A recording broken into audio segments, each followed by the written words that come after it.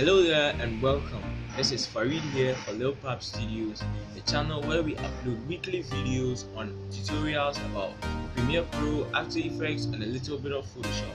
Last week, I posted a video on how to recreate the Doctor Strange portal opening effect. Someone gave me useful feedback.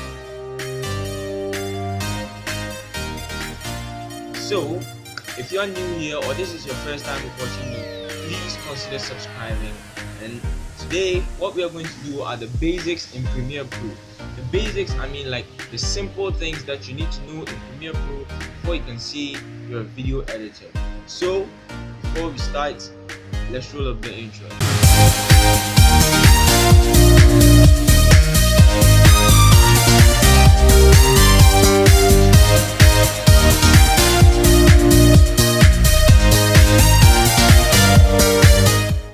Premiere Pro is a very broad topic on its own, but I don't like making my tutorials so long. Premiere Pro is a very broad topic on its own, so I cannot explain everything in one video because it's going to be like an hour. So I'm going to divide them into parts. So this is going to be part 1. That we'll be talking about the layout, the panels, importing footages, cutting them, adding effects and transitions, because they are very complicated but easy to do when you take your time and watch this video.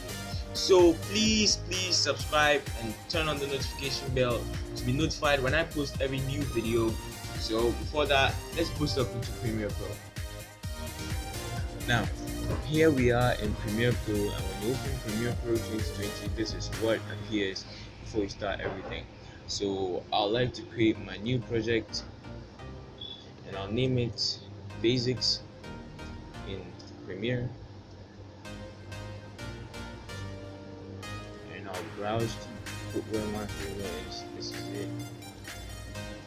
Tutorial. And I'll select the folder and I press OK. And I wait a little bit.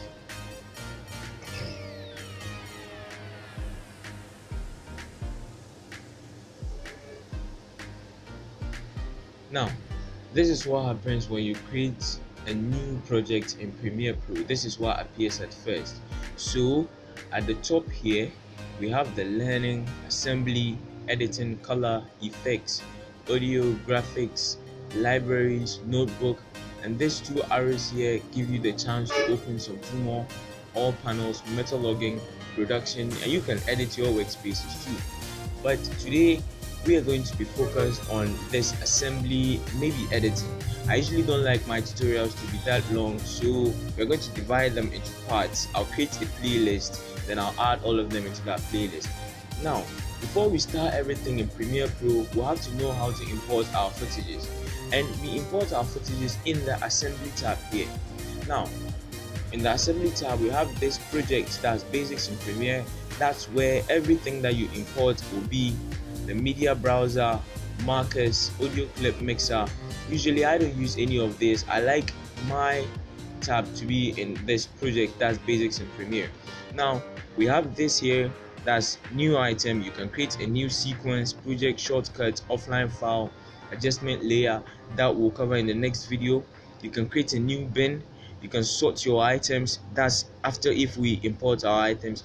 Now before we learn how to import our items, this I call the review panel, because this is where you can watch your playback or you can review your footages before putting them into here, and that's the sequence, or that's the timeline.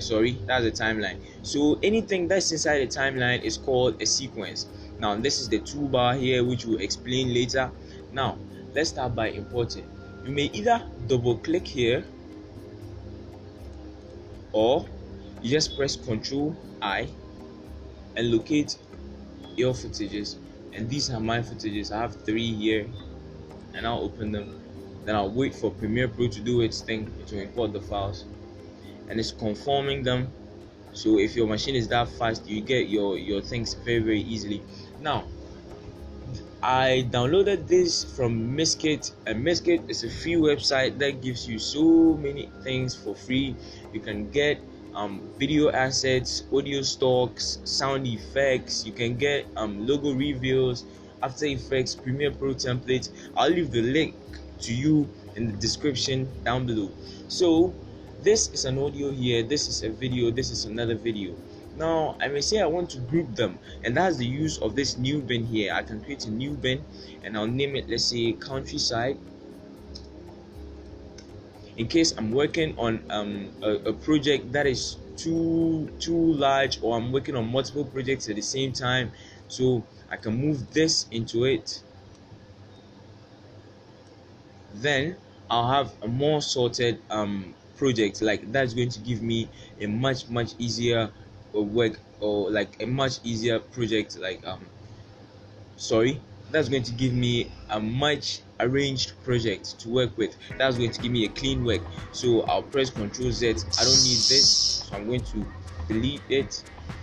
And now, before I import my footages before I put my footages into the timeline, I would like to review them before I put them into the timeline. So I'll double click on it and it will appear in the review panel. That's what I call it, but I don't think that's the official name. So I can play to review where I want my footage to start from. So let's say I want my footage to start here. So I'll click here, that's the mark in, or I can press I to mark my in point, then move a little bit in front, and I can press, I'm moving this playhead, not the marking. I'll move this way and the mark out. So now I have my marking and my mark out, so which means when I drag this into the sequence, the timeline, it's going to start from here and it's not going to start from here. Understand? Now, before I put this into the timeline, let me explain what these tools are. Usually I stick to only 4 tools, or 5 tools rather, inside Premiere Pro: the selection tool, the razor tool, the pen tool, the hand tool, and the type tool. Now, the selection tool, as you know, it helps you select objects. Now the cut or the razor tool, it helps you cut your footages at where you don't want some parts to be, then you can take them off. The pen tool allows you to create masks and shapes. The hand tool allows you to pan around. That's if when you zoom in, you have to pick the hand tool to pan around. Now the type tool helps you type. I think that's the basic things you need to know about these tools before we start. Now, how can I make this go into the timeline and become a sequence? It's easy. It's either I drag it into it, that's the first part, or I right click on it and I choose new sequence from clip, and it creates a new sequence out of the clip. Now here is what we've selected. Now you see it has duplicated it. This here shows that it's a video which is used, and this here shows that it's a sequence. So you don't have to be worried when you pull it into the sequence and you see that it has been duplicated. It's nothing. It's just because this is the video, the normal video, and this is the sequence. Now let me do the same to this one too.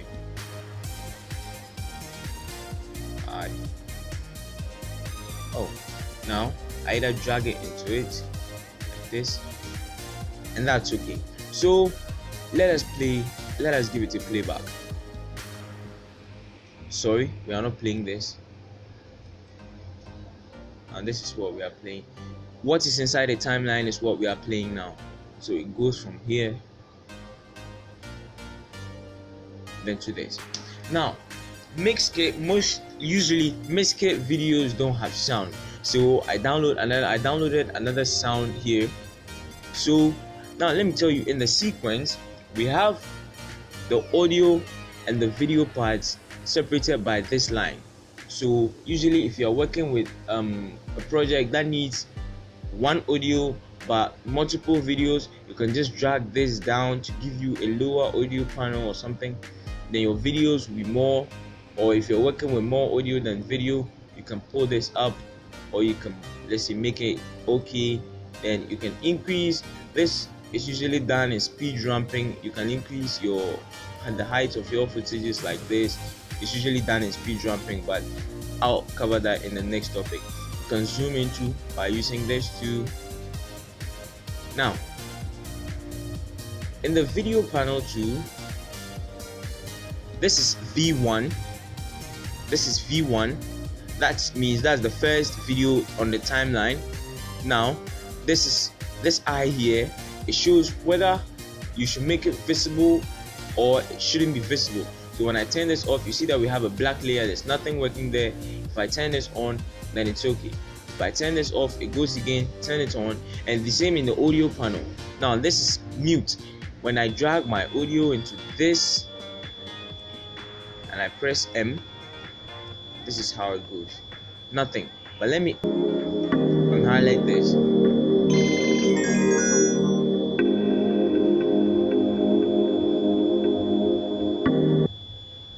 Now that's a cool one there. So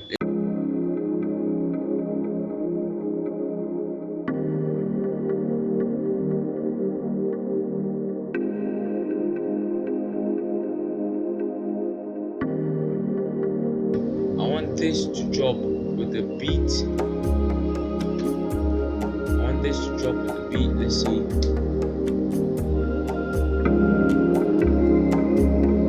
Then I'll make beat drops here. So maybe I don't want this part of the footage in again, so I can just pick my razor tool and cut here. So if I click anywhere with my razor tool, it cuts the footage, it cuts it. So I can just cut where my playhead is, then I can select these, then I just press delete to take them off. Then I can drag this into, then it gives me a much better something.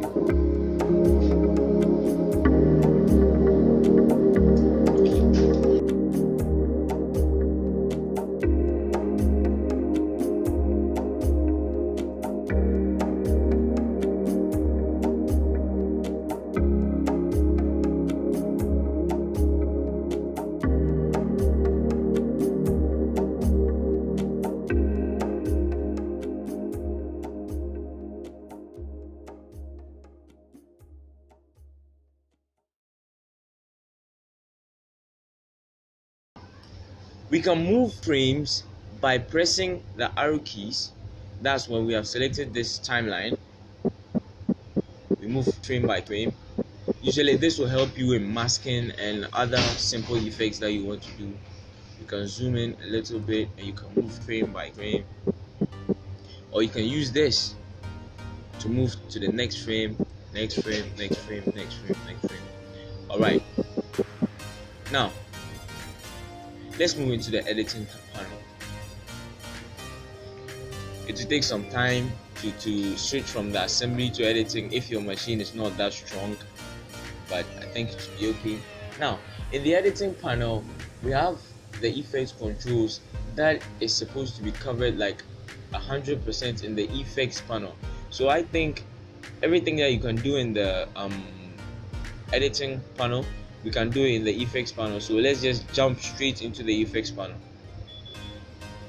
So now in the effects panel, we have the effect controls, the lumetri scopes, the source, and we have the project panel too. Here again we have the timeline, and we have the review, and we have the effects panel here again. So now this is a wide range of effects where we have the presets which you can import or you can download or buy from like the market on the internet or something. So let's start by trying to add, or let's start by explaining what effects are. Now effects are just like adjustments that you make to a video to add more quality or like to add more fun to your video. So now let's see this here. When I select this in the effects controls, we have motion, opacity, and time remapping. They are the three main effects that you have in every single footage that you have. So now motion deals with like the scale or the position, rotation, the anchor point, and the anti-flicker filter. Now the anti-flicker filter, I don't usually use it, so I can honestly tell you I don't know what it is. Now with the motion, we have position, scale, rotation, and anchor point. Now let's try with the position. This moves your footage or your object along the x-axis So if I drag it this way, I have this. When I drag it this way, I have this. Now, in case I made a mistake or I just want my footage to be back to normal, I just click this here to come back to normal. This moves it on the y-axis. I bring it back to normal. Now, as the name goes, scale, it increases it or decreases it. Now I can move in and I can move out and I can bring it back to normal. Now with the rotation tool, it tells you it can rotate it at any angle that you want your footage to be. Maybe you were shooting with a tripod but your camera was kind of like inverted, or sorry, like you turned your camera a little bit. You can just scale footage a little bit. Now I bring everything back to normal. Now the anchor point deals with the middle, like your reference point, where you should start your rotations and all those things from.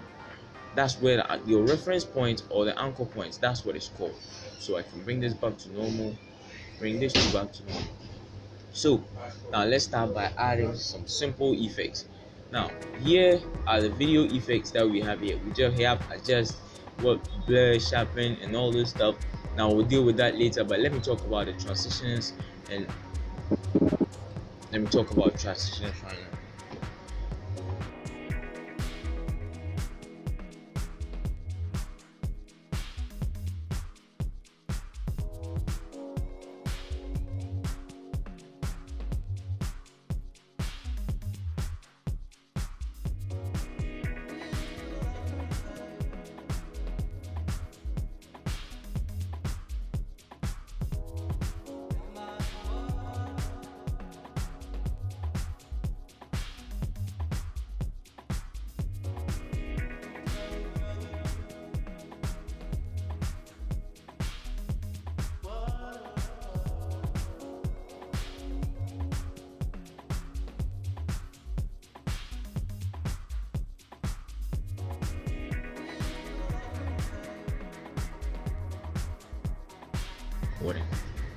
So let's start by adding video transitions to our footages.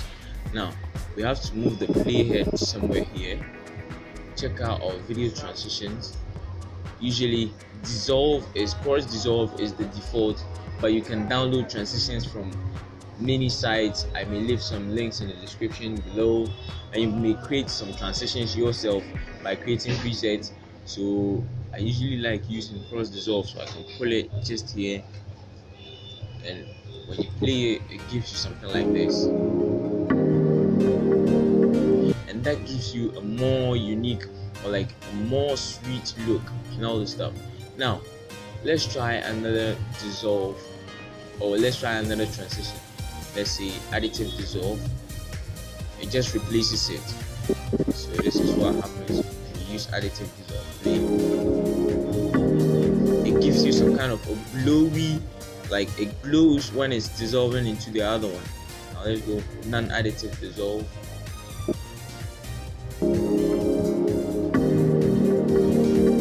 I don't think this kind of cool morph cut.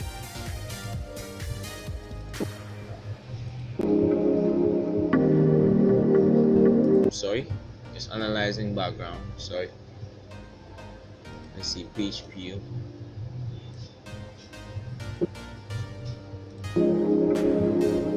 That's what happened. So I think we are kind of done with transitions and all those stuff. You can get transitions from somewhere. I had this from film part. Let's say impact pop.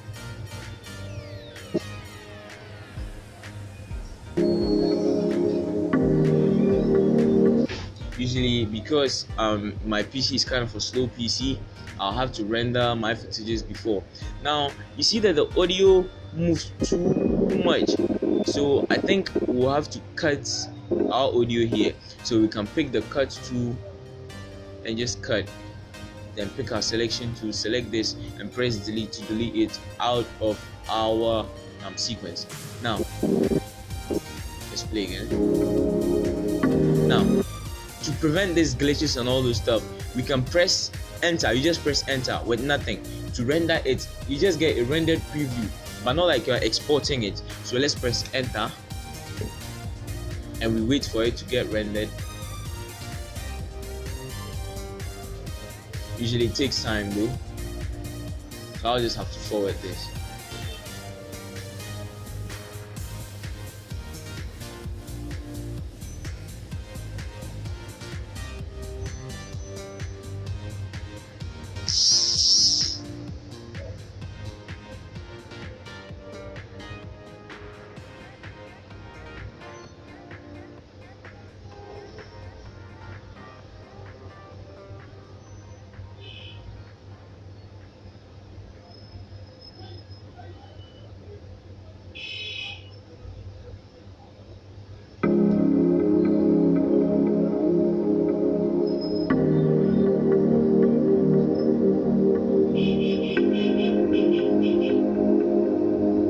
Now, I think we have ourselves a simple footage that we have. So now, I don't like making my tutorials long. So in the next tutorial, I'll be talking about adding text, keyframing, masking, motion graphics, and color correction. But color correction will be another topic on its own. And like we have a perfect video. We might want to export it into our our camera roll, or sorry, we might want to export it into our files. So the first thing we'll do is go to File, Export, and Media. So we wait for a pop-up to appear, and this is what appears here. Usually I'll have to deactivate my taskbar showing this.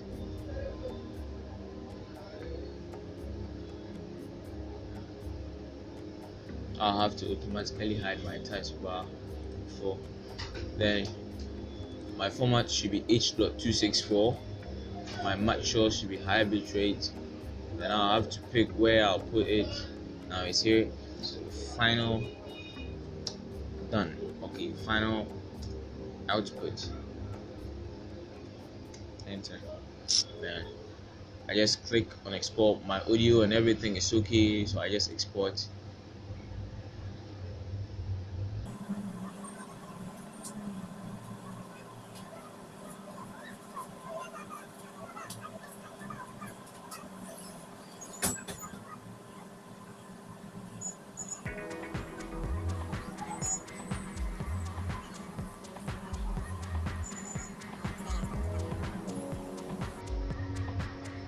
Now we'll just have to go to where we exported it. Then we have our final output here, so just double click to open.